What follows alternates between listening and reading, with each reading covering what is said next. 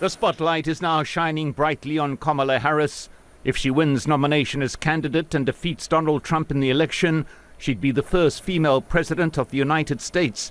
She'd also be the first black woman and Asian American woman to hold the country's highest office.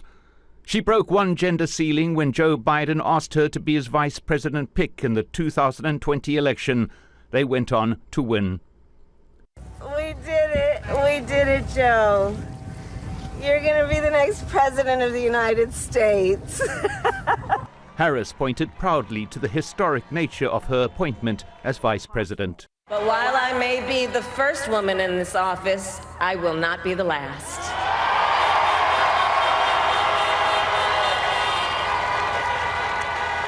Because every little girl watching tonight sees that this is a country of possibilities.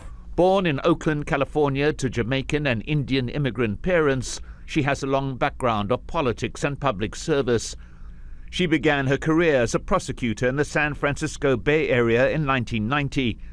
A Democrat in 2004, she won elected office as San Francisco District Attorney. Harris earned a reputation as a tough-on-crime prosecutor and was elected Attorney General of California in 2010. Her time in that office was marked by efforts on criminal justice reform and fighting civil rights violations by local police departments.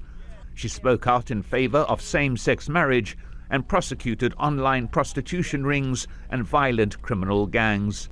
Harris was elected to the U.S. Senate in 2016 with 60% of the vote. While serving in the Senate, she opposed many of President Donald Trump's immigration policies. Harris voted for Trump's removal from office during both of his impeachment trials. She mounted her own run for the White House in 2020, but dropped out of the race early after disappointing results, doing enough, though, for Biden to make her his vice president. In this position, Harris was tasked with tackling the thorny issue of immigration. During a trip to Guatemala, she was criticized for what some liberals saw as a harsh message. Do not come. Do not come. Under relentless attacks from opposition Republicans and the right-wing news media, Harris struggled to win widespread public approval, although she remained popular with young voters and people of color.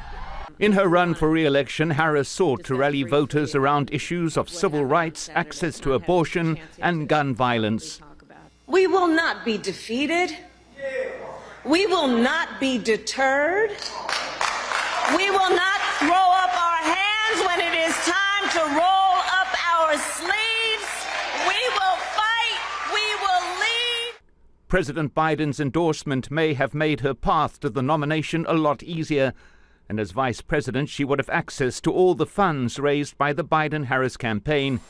In the weeks to come, she'll have to deal with a polarized political climate, crises abroad, economic uncertainty, and a presidential campaign, all at once. Mike Hanna, Al Jazeera, Washington. Make sure to subscribe to our channel to get the latest news from Al Jazeera.